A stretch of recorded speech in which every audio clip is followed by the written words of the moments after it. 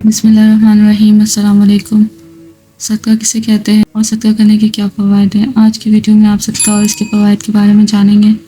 ये तमाम फ़वाइद कुरान और हदीस से साबित हैं। सदका कहते किसे हैं?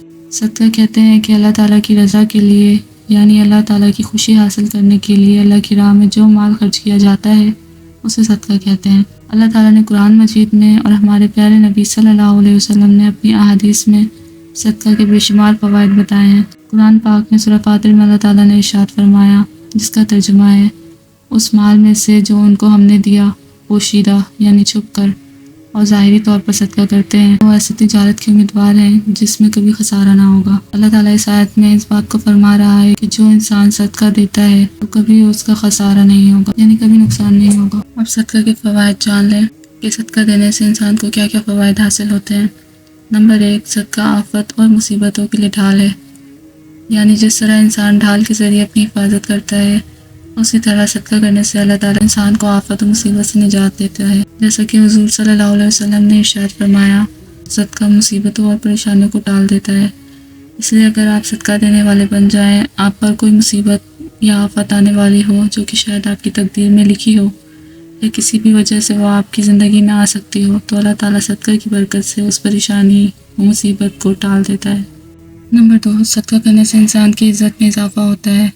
इंसान जब अल्लाह की राह में अपना हलाल माल सदका करता है तो उसके बदले में अल्लाह ताला इंसान की इज़्ज़त में बरकत अता फरमाता है और इसकी इज़्ज़त की हिफाजत करता है। नंबर 3, सदका हर किस्म की बीमारियों को दूर करता है, यानी अगर इंसान को किसी किस्म की बीमारी लाहक हो और किसी किस्म का कोई इलाज कारामद ना हो रहा हो, तो सदका ऐसा अमल है कि जिसके ज़रिए अल्लाह ताला हर बीमारी को दूर कर देता है। जान लें कि अगर कोई इंसान बीमार हो तो उसे डॉक्टर को ज़रूर दिखाना चाहिए, दवाई लेनी चाहिए, इलाज करवाना चाहिए और साथ साथ सदका भी देना चाहिए। सदका देने का फ़ायदा ये होगा कि उसे जल्द शिफा मिल जाएगी। नंबर 4, सदका करने से अल्लाह ताला इंसान के माल दौलत में बरकत अता फरमाता है। जी हाँ, ज़ाहिरी तौर पर इंसान को लगता है कि वो अगर सदका दे रहा है तो उसके माल में कमी आ रही है, मगर वो ये नहीं जानता कि जो सदका उसने दिया है उसकी बरकत ऐसे है कि इसके माल में ऐसी बरकत पैदा होगी कि उसके माल दौलत में कमी नहीं आएगी। सदका की मिसाल एक बीज की तरह है। जब बीज को ज़मीन में बोया जाता है तो वो एक पौधा बनता है, फिर एक दरख्त बनता है, उसमें कई सारे फल निकलते हैं और फिर उन फलों से फ़ायदा उठाया जाता है। इसी तरह जब आप सदका देते हैं तो इसके बरकत भी बहुत ज़्यादा होते हैं। हुज़ूर सल्लल्लाहु अलैहि वसल्लम ने इरशाद फरमाया, जिसका मफ़हूम ये है कि मैं कसम खाता हूँ इस बात पर कि जो इंसान अल्लाह की राह में खर्च करता है उसका माल कम नहीं होता। नंबर 5, सदका करने वाले के लिए फरिश्ते इसके माल और दौलत में बरकत के लिए दुआ करते हैं, यानी जो शख्स अल्लाह की रज़ा और खुशनुदी हासिल करने के लिए अपने पाकीज़ा माल में से सदका करता है, तो सदका करने की वजह से फरिश्ते जिनकी दुआएं कबूल होती हैं, वो फरिश्ते उसके माल की कसरत और बरकत के लिए अल्लाह ताला से दुआएं करते रहते हैं। नंबर 6, सदका दिल की सख्ती को ख़त्म करता है, यानी सदका करने का एक फ़ायदा ये है कि इंसान का सख्त और पत्थर दिल भी मोम हो जाता है, क्योंकि जब इंसान किसी गरीब की मदद करता है तो जब वो उस गरीब के चेहरे में मुस्कुराहट देखता है तो उसका सख्त दिल भी वहाँ पिघल जाता है। इस वजह से जो इंसान पत्थर दिल रखता हो वो सदका देने का मामूल बना ले, उसका दिल भी नरम हो जाएगा।